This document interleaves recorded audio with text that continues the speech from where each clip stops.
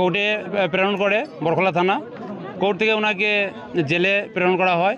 নমস্কার, শিলচর গুরুত্বপূর্ণ খবর। আজকে আমরা কথা বলবো ডলু বিষয় নিয়ে। খুব একটা বড় দুর্ঘটনা হয়েছে অনেক কয়েকদিন আগে। রাজেশ মির্দার উপরে একটি কেস ছিল, আর কেসটা কোর্ট থেকে খবর পাওয়া যায় যে কেসটা শেষ হয়ে গেছে, কিন্তু কেসটা শেষ হয় না। তাকে 5 তারিখে ধরে নিয়ে যায় বরখলা থানা, আর থানা থেকে তাকে পাঠানো হয় কোর্টে, আর কোর্ট থেকে পাঠানো হয় তাকে জেলে। আর জেলে যাওয়ার পরে রাজেশ মির্দা অসুস্থ হয়ে যায়। অসুস্থ হওয়ার পরে জেল থেকে খবর পাঠানো হয় ঘরে যে তোমাদের ছেলে বা তোমার স্বামী, তার ঘরে তার বউ আছে, তার বউকে বলানো হয় যে তোমার স্বামী অসুস্থ হয়ে আছে, তো তোমরা আজকে আসবে না, তোমরা কালকে তাকে দেখতে আসবে। ঠিক আছে, ঠিক তার পরের দিন আবার খবর পাঠানো হয় যে তোমার স্বামী খুব বেশি সিরিয়াস অসুস্থ হয়ে আছে, তোমরা তাড়াতাড়ি গিয়ে দেখো।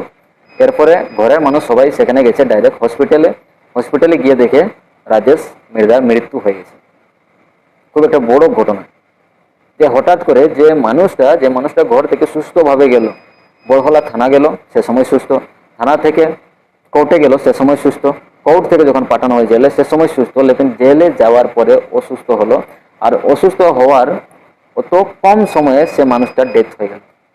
খুব একটা বড় ম্যাটার এটা, যে এত তাড়াতাড়ি অসুস্থ হলো। অসুস্থ হওয়ার সঙ্গে সঙ্গে সে মানুষের মৃত্যু কি করে হলো। এখন ডলুবাগানে মানুষ আন্দোলন করছে, এখন সরকারে কি করছে, প্রশাসনে কি করছে, এখন রাজেশ মির্দার মৃত্যুটা কি করে হলো, আসল বিষয়টা কি কারণে, অসুস্থর কারণে মারা গেছে, অন্য কিছু কারণ আছে, সেই জিনিসটা এখন ইনভেস্টিগেশন, এখন খোঁজ খবর হবে। তারপরে তার ঘরের মানুষকে, এখন রাজেশ মির্দার সঙ্গে যেটা হয়েছে খুবই খারাপ, একটা খুব বড় একটা দুর্ঘটনা হয়েছে। আমরা সবাই চাইবো যে তাকে ন্যায় দেওয়া হোক, তার পরিবারকে ন্যায় দেওয়া হোক, আর তাড়াতাড়ি দেওয়া হোক। বেশি দেরি হলে সবাই জানা আছে, যত দেরি হয় তত জিনিসটা খারাপ হয়ে যায়। যত তাড়াতাড়ি হোক তাকে ন্যায় দেওয়া হোক। আর বাকি আজকের খবর এতটাই। ভিডিওটা ভালো লাগলে লাইক করবে, শেয়ার করবে, চ্যানেলটা অবশ্যই সাবস্ক্রাইব করবে। আসি তাহলে নেক্সট ভিডিও তক বাইবে। কোর্টে প্রেরণ করে বরখলা থানা। কোর্ট থেকে ওনাকে জেলে প্রেরণ করা হয়।